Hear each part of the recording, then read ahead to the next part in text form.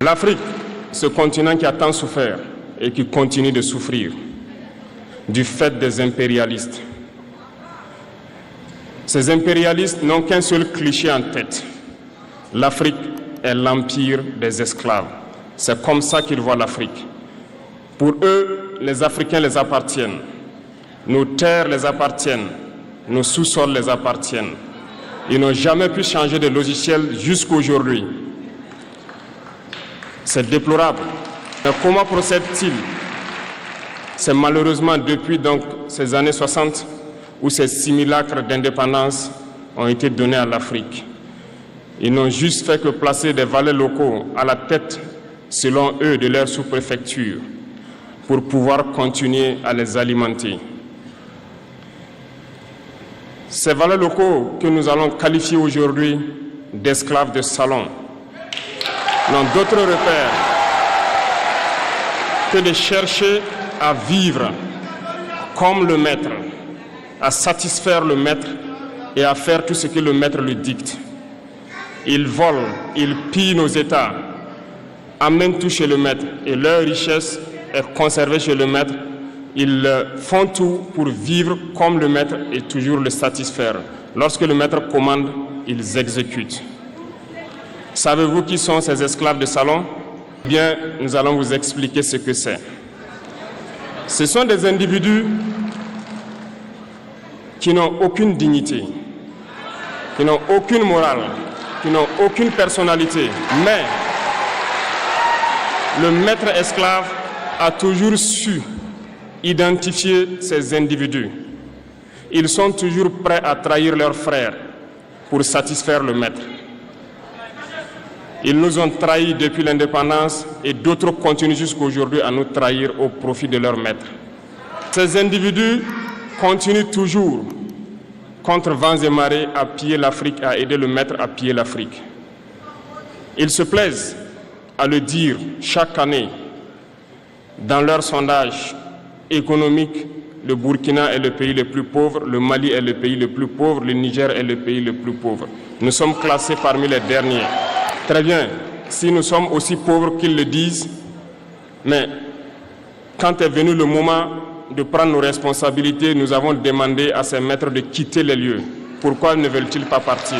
Lorsque nous prenons le cas du Niger, depuis plus de 40 ans, certains pays exploitent l'uranium pour produire de l'énergie chez eux. D'Ottawa jusqu'à Paris, les rues sont illuminées, c'est la lumière. Mais au Niger, c'est l'obscurité qui nous est servie.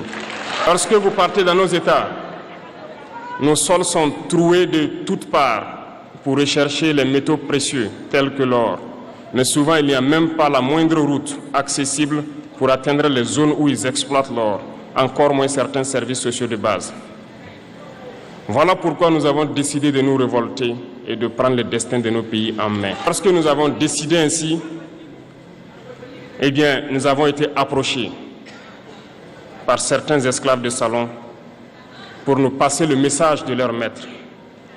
Parce qu'ils avaient créé cette sorte de chaîne polymère qui se relève à la tête de nos États pour les servir. Et nous sommes venus briser la chaîne. Et c'est inconcevable pour eux. Ils nous ont donc approchés et ils nous ont demandé de rentrer dans les rangs pour faire partir de l'élite qui doit diriger l'Afrique. Parce qu'ils ont une élite formée et formatée qui doivent suivre, qui sont incrustés dans cette chaîne-là. Nous avons refusé de rentrer dans leur rang. Et dès lors, les hostilités ont commencé. Ils ont fait fourvoyer dans nos zones plusieurs mercenaires, des formateurs. Les agents sont descendus dans le Sahel pour espérer mener des attaques barbares, lâches contre nos populations, espérer les révolter. En plus de ces attaques sur le terrain, les attaques communicationnelles, la manipulation, la désinformation battent son plein dans leur rang. Mais les peuples du Sahel ont compris et plus jamais on ne pourra les manipuler. Ils savent d'où ils viennent, ils savent ce qu'ils font et ils savent où ils partent. Nous n'allons plus permettre cela. Les gens sont éveillés et les gens se battent aujourd'hui, pas pour nous-mêmes, mais pour les générations à venir. Parce que pour faire peur au peuple de l'AES, Ces individus n'ont que 3 termes dans la bouche: démocratie, liberté, droits de l'homme.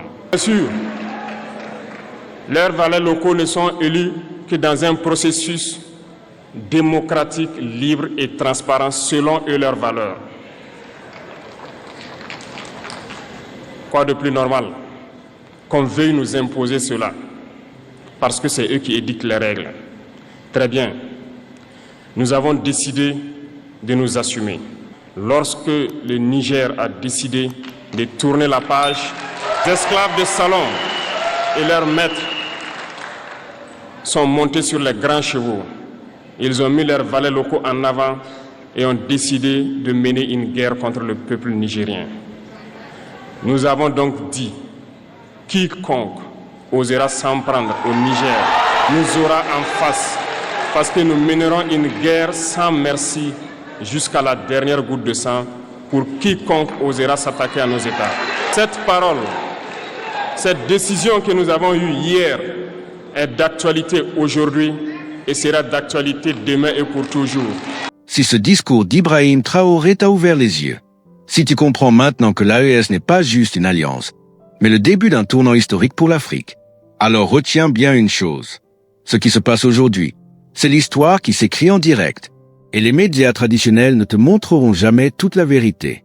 Ici, sur Africa Connect 360, on décrypte, on analyse, on révèle ce que d'autres préfèrent cacher. Géopolitique africaine, souveraineté, économie, stratégie des États, sans filtre.